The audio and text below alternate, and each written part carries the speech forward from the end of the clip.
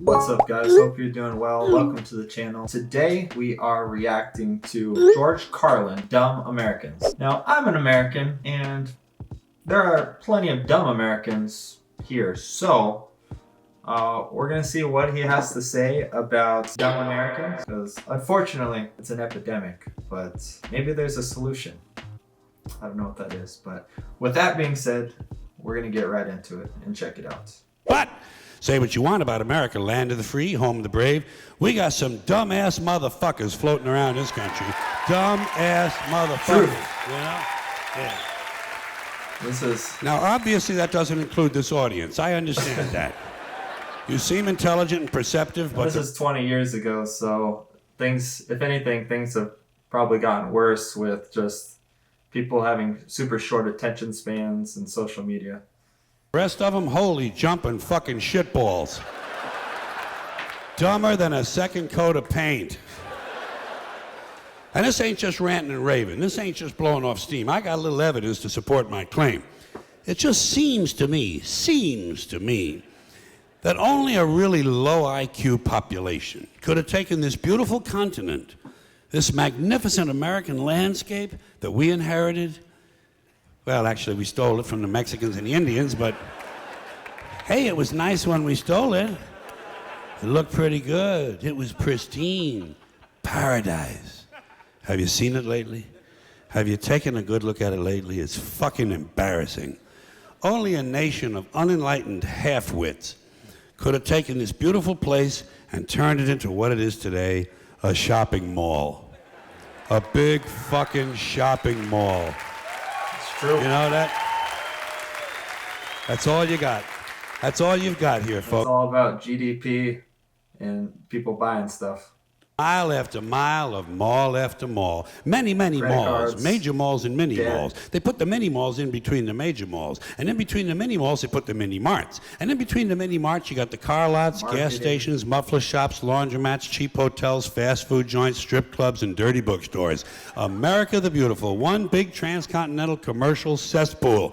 And how do the people feel about all this? How do the people feel about living in a coast-to-coast shopping mall? Well, they think it's just fucking dandy. They think it is cool as can be, because America. And people are so dumb, because it's like they don't realize, most people don't realize that they're being marketed to all the time, whether they're taking your information and putting ads up in front of you that you don't necessarily even realize that are being sent to you, like on social media. And it's basically kind of brainwashing, but you have to kind of like be aware of what they're doing and trying to get you to buy all this stuff that you probably don't need for the most part. Love them all. They love them all. That's where they get to satisfy their two most prominent addictions at the same time: shopping and eating.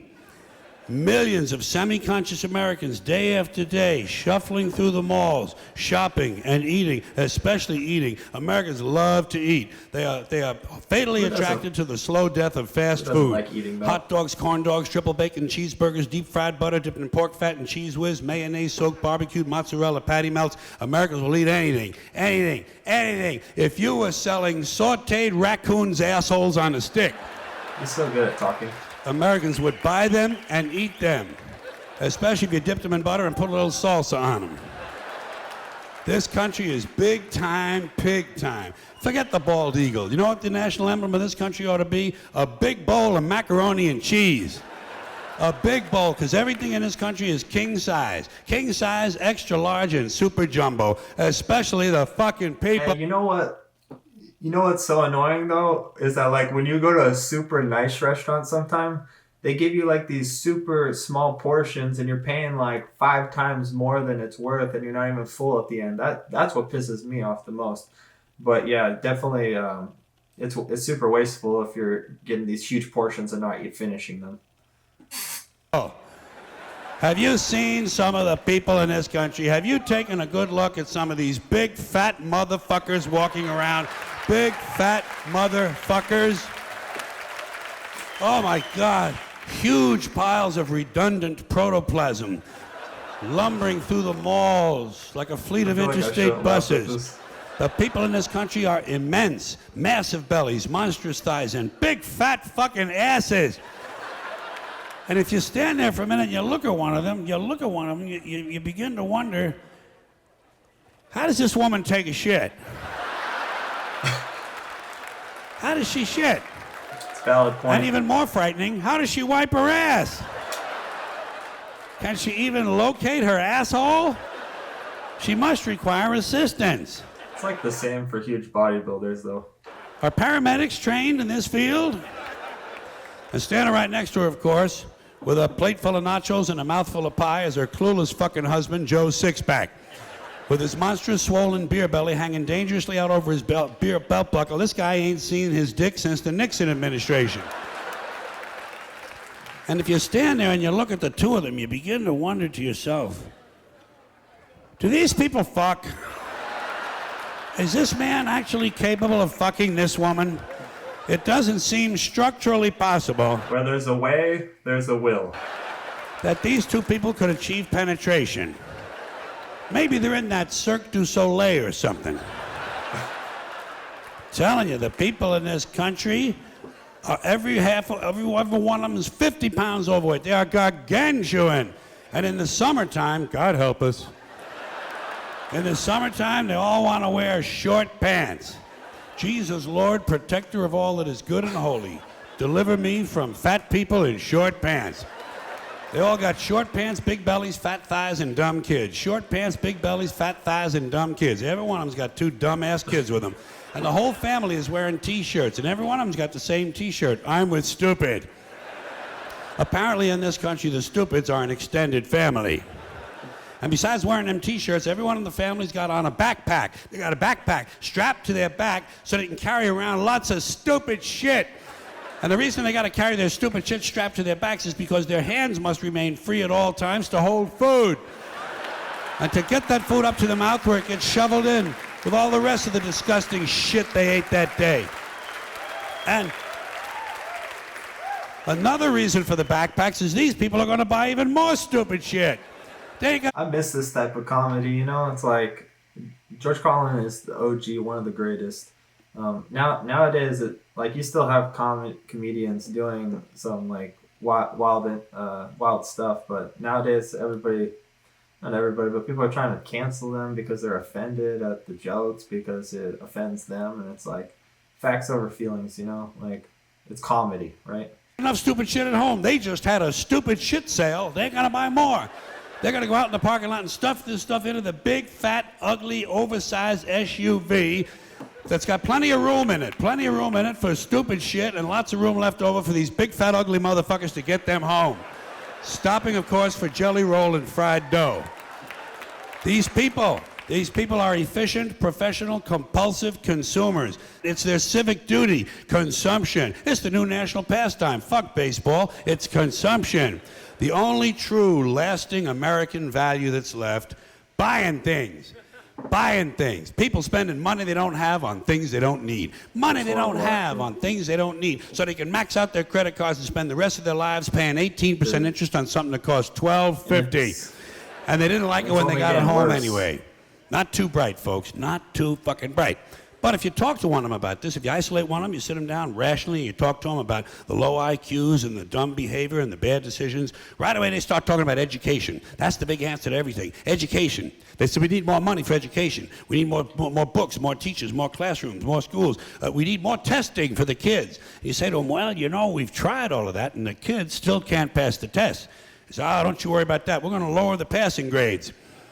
And that's what they do in a lot of these schools now. They lower the passing grades so more kids can pass. More kids pass, the school looks good, everybody... I didn't have a credit card for, like, a long time because, like, I hated being in debt. So, because I didn't have a credit card, I couldn't spend more than I actually had. And I think for most people that are irresponsible and don't know how to budget, getting a credit card is one of the worst things you can do because a lot of people just have credit card debt that they end up just putting themselves way down in a hole with. So I recommend if you're not good at that, don't get a credit card. It's happy the IQ of the country slips another... Furthermore, people talk about, oh, you need a credit card to get a good credit score. Like, I had a great credit score just from paying my bills on time, and I didn't even have a credit card. So rationalize that. I had no credit card, great credit score, and didn't even have a credit card just because I paid my bills on time. 2 or 3 points, and pretty soon all you'll need to get into college is a fucking pencil. Got a pencil? Get the fuck in there. It's physics. Then everyone wonders why 17 other countries graduate more scientists than we do. Education. Politicians know that word. They use it on you. Politicians have traditionally hidden behind 3 things: the flag, the Bible, and children. No child left behind. No child left behind. Oh, really? Well, it wasn't long ago you were talking about giving kids a head start. Head start, left behind. Someone's losing fucking ground here. But there's a reason. There's a reason. There's a reason for this. There's a reason education sucks, and it's the same reason that it will never, ever. The reason is that in order for no child to be left behind, they lower the standards, which just makes everybody dumber and doesn't challenge the people that need the most challenge. Ever be fixed. It's never going to get any better. Don't look for it. Be happy with what you got. Because the owners of this country don't want that. I'm talking about the real owners now. The real owners, the big wealthy business interests that control things and make all the important decisions. Forget the politicians. The politicians are put there to give you the idea that you have freedom of choice. You don't. You have no choice. You have owners. They own you. They own everything. They own all the important land. They own and control the corporations. They've long since bought and paid for the Senate, the Congress, the state houses, the city halls. They got the judges in their back pockets. And they own all the big media companies, so they control just about all of the news and information you get to hear. They got you by the balls. Yeah, honestly, imagine this. So we're all slaves now, but just in a different way. Like, obviously, we're not. We can spend our free time however we want. But when the government can just print as much money as possible and cause inflation, and so everything gets more expensive, and your wages are not increasing at the same rate as inflation, that effectively means that you are getting more poor while working the same, if not more. Every year, lobbying to get what they want. Well, we know what they want. They want more for themselves and less for everybody else. But I'll tell you what they don't want. They don't want a population of citizens capable of critical thinking. They don't want well-informed, well-educated people capable of critical thinking. They're not interested in that. That doesn't help them. That's against their interest. That's right. They don't want people who are smart enough to sit around the kitchen table and figure out how badly they're getting fucked by a system that threw them overboard 30 fucking years ago. They don't want that. You know what they want? They want obedient workers. Well, the problem is, even if you understand it, there's nothing you can really do about it other than trying to find alternative ways to live your life so that you're not as much of a slave. Because whether we want to accept it or not, we're all slaves to needing a certain amount of money. And just depending on how we do that, whether it's a 9 to 5 or whether you try to create some different type of more flexible system or way that you're going to get that.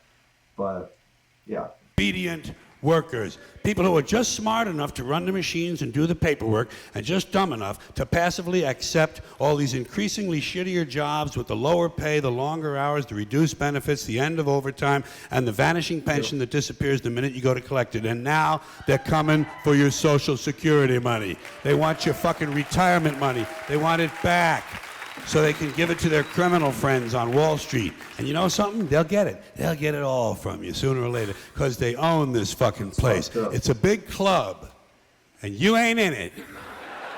You and I are not in the big club.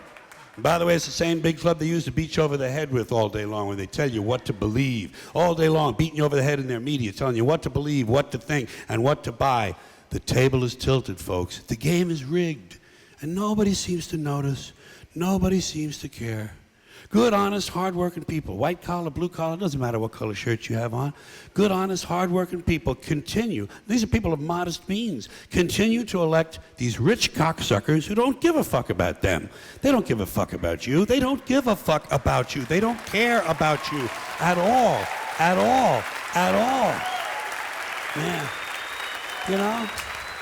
The problem nowadays, though, is that it seems like it's rigged both ways. It doesn't necessarily seem like it matters a whole lot who you elect anymore, to varying degrees, because it still usually tends to benefit the people that are already rich more than the average citizen.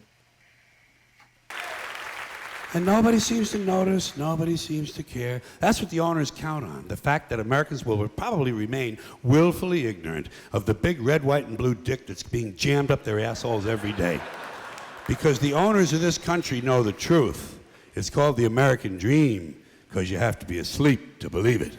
George Carlin is an OG. He's speaking facts. Now, my take on this is that the problem is that I think definitely there's a lot of people that don't have any clue, but even when you do have a clue, there's not a lot you can do about it other than trying your best to make the best of your situation and just really focusing on yourself and your family and the people that are close to you and making that the best possible. But yeah, it's no secret that the wealthy are first in line, and we're in the back of the line, picking up the scraps, getting the crumbs, and it's definitely not right, you know? Like, they can print money whenever they want just to cause prices to go up, where our wages typically are not going up at the same rate as inflation. Typically, inflation isn't accurately reported either, so a lot of times it's higher than we actually see.